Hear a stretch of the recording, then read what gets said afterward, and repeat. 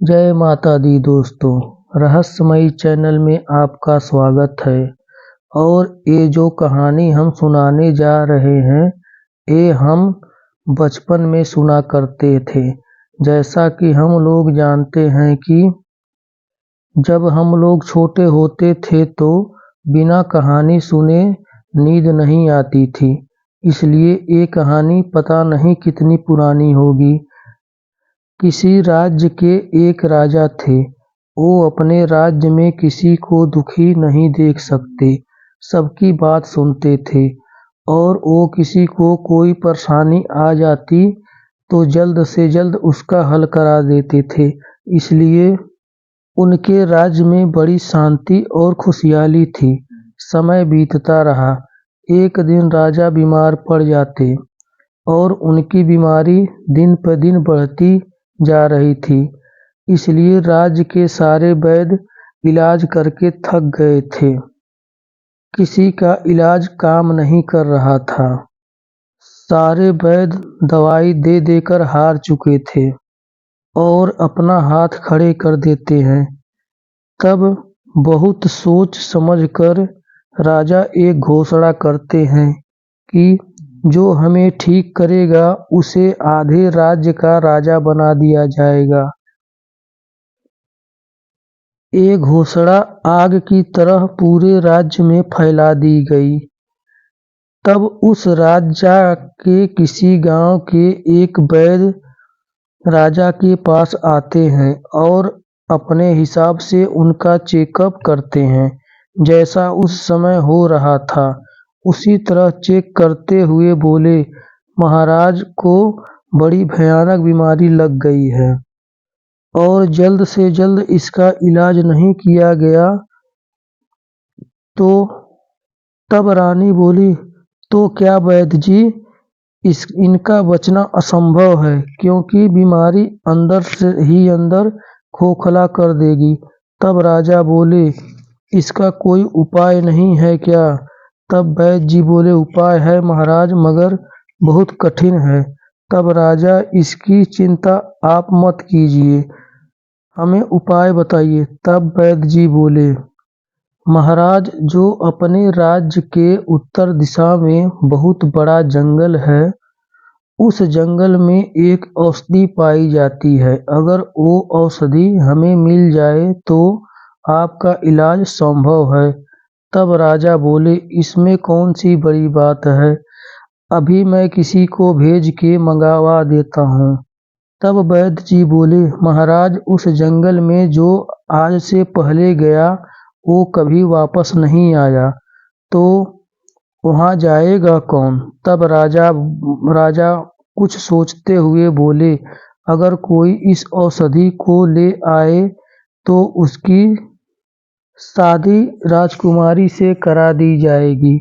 इस बात को फिर राज्य में फैलाया गया, मगर कोई वहां जाने को तैयार नहीं हुआ। समय बीतता रहा। कुछ दिन बाद राजा ने वैद्य को फिर से बुलाया और बोला, वैद्य जी, वहां कोई जाने के लिए तैयार नहीं हुआ, तो मैं सोचता हूँ कि आपको ही औषधि की जानकारी है, तो क्यों नहीं आप ही चले जाते।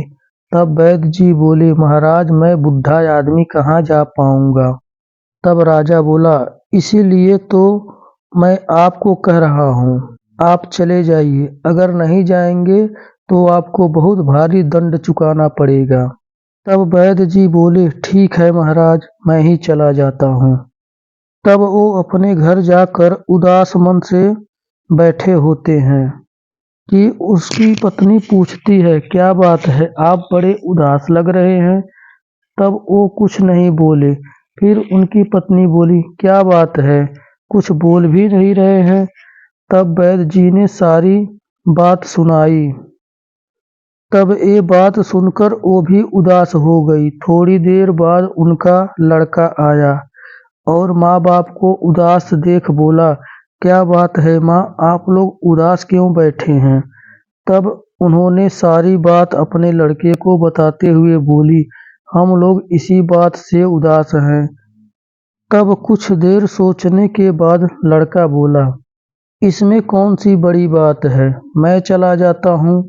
तब उसके पिताजी बोले, बेटा वो जंगल बहुत खतरनाक है, आज तक जो भी वहाँ गया वापस नहीं आया, इसलिए हम लोग सोच रहे हैं कि राज्य छोड़कर दूसरे राज्य में चले जाते हैं। तब लड़का बोला, नहीं पिताजी, हम लोग यहीं रहेंगे और हम जंगल जाकर औषधि लाएंगे, आप उसकी पहचान बताइए। तब वैद्य जी बोले, नहीं बेटा, हम तुझे नहीं जाने देंगे, क्योंकि वो जंगल खतरों से भरा हुआ है। फिर लड़का बोला, नहीं पिताजी, हम जाएंगे, आप हमें उसकी पहचान बताइए। और बार बार जिद करने के कारण वो जाने के लिए कह देते हैं और उसकी पहचान भी बता देते हैं और सारा रास्ता उसको समझाते हुए बोले, बेटा ध्यान से जाना, हर तरफ ध्यान रखना, क्योंकि जंगली जानवरों का खतरा बहुत ज़्यादा होगा। फिर अगले सुबह सबसे आज्ञा लेकर चल देता है। जाते जाते जंगल तक पहुंचने में शाम हो जाती है और उसी जंगल के पहले एक गांव मिला। उस गांव में जाकर एक आदमी से पूछता है कि हमें एक रात ठहरने के लिए जगह मिल सकता है। तब उस आदमी बोला, यहाँ से आगे एक साधु बाबा की कुटिया है, वहाँ चले जाइए, वो आपकी मदद कर सकते हैं। और वो चलते चलते कुटिया पर पहुँच जाता है और फिर साधु बाबा को प्रणाम करते हुए बोला, बाबा जी, क्या हम एक रात के लिए यहाँ रुक सकते हैं? तब साधु बोले, कोई बात नहीं बेटा, रुक जाओ, वैसे भी हम यहाँ अकेले ही रहते हैं, तुम भी यहाँ रह लो। फिर दोनों आपस में बात करने लगते हैं और साधु बाबा बोले, इधर कहाँ जा रहे थे? लड़का बोला, बाबा हम उस जंगल में जा रहे हैं कोई औषधि लेने। तब साधु बोले, बेटा तुम्हें किसी ने बताया नहीं कि ये जंगल कितना खतरनाक है? तब लड़का बोला, मुझे इसके बारे में पता है, मगर बाबा जी वो औषधि इसी जंगल में मिलती है, इसके अलावा कहीं नहीं मिलती। तब बाबा बोले, मगर बेटा वहाँ कोई नहीं जाता, अगर कोई जाता है तो ज़्यादा दूर नहीं जाता, और जो तुम ढूंढने आए हो वो काफी अंदर जाके एक पहाड़ी के ऊपर मिलेगी। और तो और पहाड़ी के ऊपर जाने में 2-3 दिन लग जाएंगे, बेटा तुम यहीं से वापस लौट जाओ। तब लड़का बोला, नहीं बाबा जी, हम लौटने के लिए नहीं आए हैं, हम औषधि लेके ही जाएंगे। तब साधु बोले, जैसी तुम्हारी इच्छा, चलो अब सो जाते हैं, तुम्हें सुबह जल्दी निकलना होगा। फिर दोनों सो जाते हैं और सुबह उठकर लड़का जाने के लिए तैयार होता है। तब साधु बाबा बोले, बेटा जाते जाते ये मेरा कमंडल साथ में ले जा और ध्यान रखना कि तुझसे कभी अलग ना हो, और जब तक ये तुम्हारे पास रहेगा तुम्हारी रक्षा करता रहेगा, इसलिए इसको अपने साथ ले जाओ। तब लड़का बोला, बाबा कमंडल में ऐसा क्या है? तब साधु बोले, बेटा जब भी मुसीबत में होना तो इस कमंडल से कहना कि हे साधु बाबा के कमंडल हमारी मदद करो, तब ये तुम्हारी मदद करेगा, लेकिन जब ये तुम्हारे पास रहेगा तब मदद करेगा, दूर रहेगा तब नहीं। मगर एक बात का ध्यान रखना, जब बहुत जरूरत पड़े तभी इससे मदद मांगना।